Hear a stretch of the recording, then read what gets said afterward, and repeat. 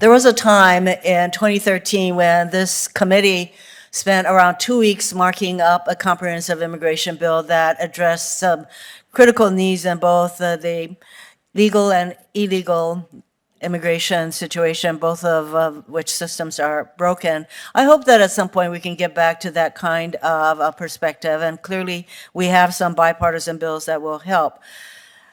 Sheriff Martinez, I hear your frustration. Clearly, we need to address the issues in the border that deals with another committee's jurisdiction also. But today, I would like to focus on the dire need in our country for healthcare workers. If there's one thing that the pandemic showed was the importance of the essential workers, of whom many of them, of course, are doctors, our nurses, our healthcare workers, stretched thin to the brink of exhaustion during the 2 years of the pandemic and still not over. So in fact, just recently in Hawaii, our governor signed an emergency rule authorizing out-of-state nurses to temporarily practice in Hawaii without obtaining a license from the state. And we have a shortage of some 732 physicians. 732 physicians affecting our state pretty much right now. So yes, thank you, Ms. Peterson, for focusing us on the immediacy of the challenges.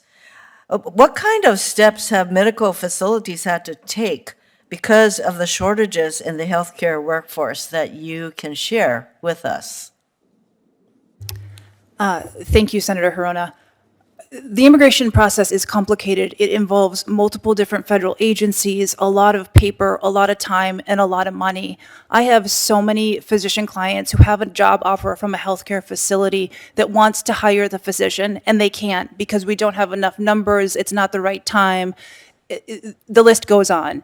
And so today, the Conrad reauthorization bill provides so many reliefs to our system for my clients, for doctors like Dr. Allure, to be able to recruit and retain physicians. That is a bipartisan bill, right? Absolutely bipartisan. Does it lift the cap for the Conrad 30 program? It does not. What it does is it looks at the states that use all of their 30 waiver numbers, and if they use them, then each year there's an add-on so that the states can really control and supply the J1 waivers that they need for their application. Would you support lifting the cap or increasing the cap substantially? The demand is so great, and as I said, 2/3 of the states that the senators on this committee represent fill every year. And so I do think that the Conrad bill provides a smart solution to be able to give states back the power to get the numbers that they need. Well, how much longer do you think, for both of you, can our healthcare system, and that includes the VA system, where there are major shortages, I know, of doctors and nurses, how long can these systems continue to use the kind of quick patches, such as a governor issuing an emergency order, for a problem that needs long-term investment and policy changes? Dr. Allure? Senator Hirono, thank you for the question. It's a very important question. I don't speak for the VA, but this is my experience. The shortage is already an emergency. When we try to, from a rural area, when we try to get a veteran out to a hospital that can provide them services, often there are no beds because they're all working at reduced capacity because they don't have nurses. Often there are no doctors for 2 hours or so.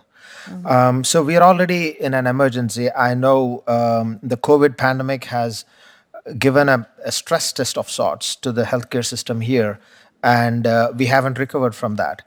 Combined to that, the rural areas, which have more aging population and aging doctors, are projected to face even more shortage than the urban areas. And it has to be fixed now. There's really no time. Ms. Peterson, the nurses in Minnesota have gone on strike because there aren't enough nurses to safely provide care for the patients. So are we going to see more of those kinds of actions by nurses and other healthcare providers who are just totally up to here with what is being asked of them?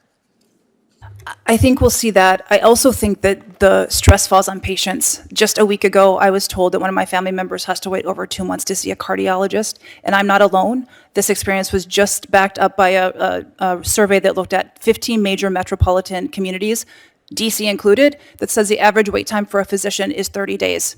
And that depends on where you live and the specialty that you're seeking care from. So in addition to the stress on the doctors and nurses, it's impacting us, it's impacting my family, and it's impacting your families. It's urgent, and we need to address it through smart immigration reform. Ms. Peterson, you mentioned your support for 2 bipartisan bills that we could push, and I would ask the chairman to, and the ranking member to focus our minds on getting those bills, bipartisan bills, passed this session. Thank you.